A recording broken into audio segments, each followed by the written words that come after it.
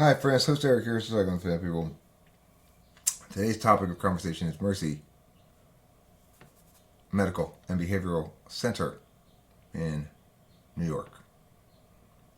And I had an encounter this morning with a therapist and with the assistant director that was most unsatisfying.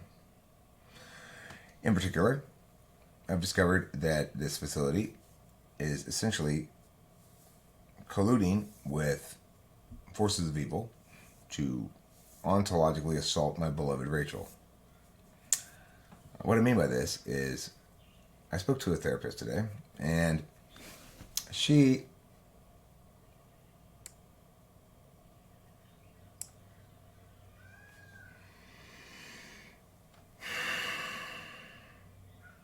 well, first of all, she didn't want to answer my question. That's the basic question, first of all, which was, are the drugs that Rachel is on, are they scheduled drugs? And she answered a question I didn't ask. Namely, she tried to tell me which drugs she was on and what they were for. I said, wait, I asked, are they scheduled? And she said, what do you mean? And I said, well, I mean, are they the kind of drugs that people are prone to abuse and are likely to be restricted or difficult to get? And like, painkillers or whatever. And she said no. She didn't think so.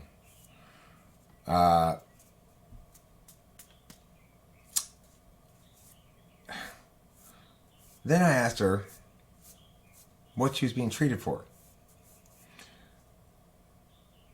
She said, I said, well, what's Rachel talking to you for here? What's going on here? She's getting treatment. I said, well, treatment for what? How are you treating her? What does that treatment entail? She couldn't tell me what the treatment entailed. I said, well, what are you treating her for? So she looked at the chart and said, bipolar and cannabis addiction or cannabis syndrome or something. And I said, what? Did you get her consent to treat you for that? Treat her for that shit? And there's a lot of yammering and waffling and again avoiding my questions, which I do not like. People need to answer my fucking questions. I wouldn't be asking them if they didn't need an answer.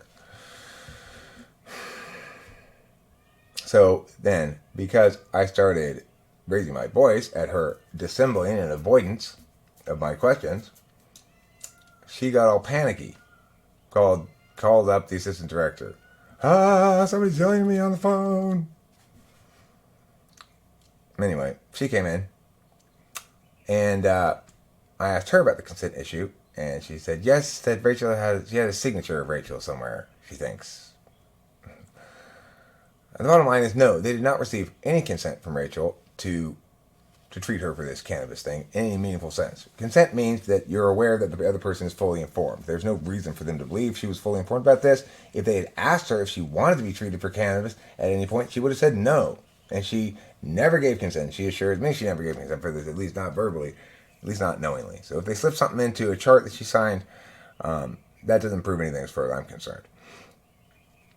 Additionally, why is she in drug and alcohol classes? She doesn't need treatment for anything, but that's what they're putting her in. This facility has colluded with family members of Rachel's who have tried to basically treat her as a second-class citizen because she smokes pot, on the grounds that it exacerbates her mental illness. Nobody asked Rachel if it does. Nobody at this travesty of a mental health facility asked Rachel if it does. I suspect the family searched around for a place that would simply collude with them in this garbage. Nobody asked Rachel how it was working out for her to be treated, to have them take this approach. Nobody seemed to care. They simply thought it was okay to leverage her into behavior that they thought was better for her. They never asked her if it actually was better for her. They didn't care. They assumed as professionals they knew better. They never asked Rachel what she thought she wanted to be treated for. They didn't care. She's just something that they can put into various program things so they get money from the state or whatever. Now this facility has pissed me off. And there's going to be some acknowledgement here of wrongdoing. Did you hear me, Mercy? Janet, whatever your name was.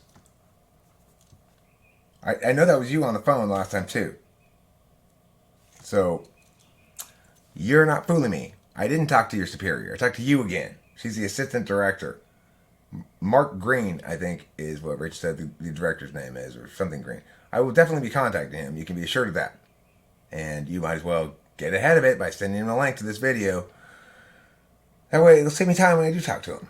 If you don't want to get ahead of it, then I will point out to him, when I talk to him, that I gave you an opportunity to get ahead of the story and actually give him a heads up. You chose not to. Have fun. You totally deserve it, you scoundrel. I can't believe the horrible services you're providing to people with mental health issues. They are human beings, not things you're supposed to leverage towards whatever goal you think is appropriate for them without consulting them at all. For God's sake.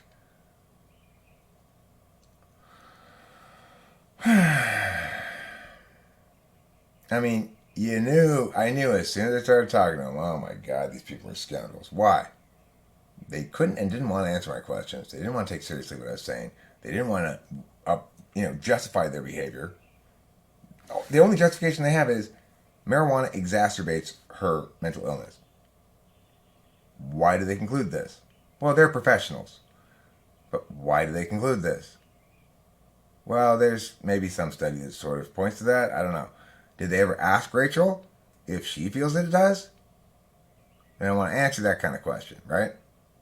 They don't want to answer that. Why not?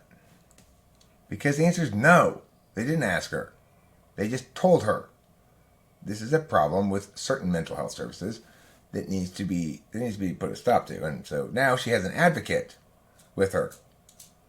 They're very desperate to see her leave New York now. As a consequence, they're going to be held to account for their fucking bullshit. They are providing services to her. But they're not. They're doing her a disservice instead. So fundamentally, there's something wrong. Something stinks at Mercy. She doesn't feel like she's been treated fairly. She doesn't feel as though she's been consulted about anything. She doesn't feel as though she's given any consent to being treated for marijuana. She doesn't feel as though her voice matters there at all. Well, now it does. Suck on it, Mercy. This isn't the last you're going to hear from me. Mark Green or whatever, you're next on my phone call list. Fucked with my girlfriend. Not okay.